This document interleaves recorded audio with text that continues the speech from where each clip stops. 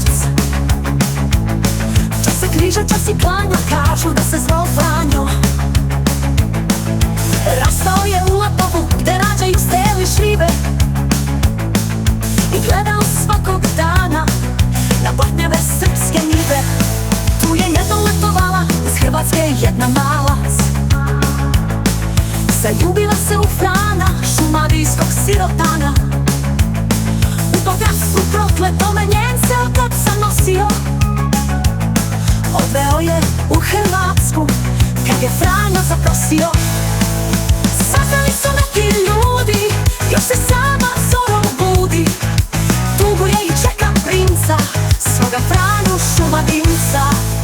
Kad sam čuo ovu priču, suza mi u oku sinu, jer je Franjo Šumadinac poginuo pod Batočinu.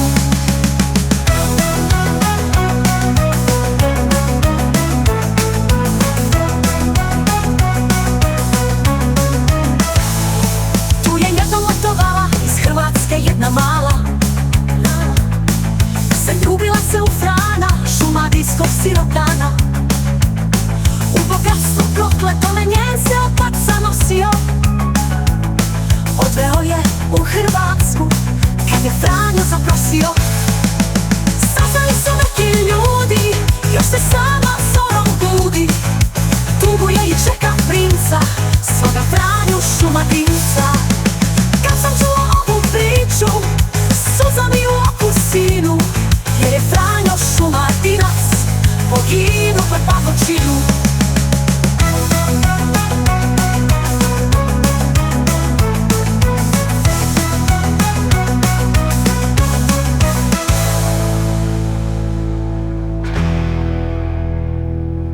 Tu je jednom letovala iz Hrvatske jedna mala.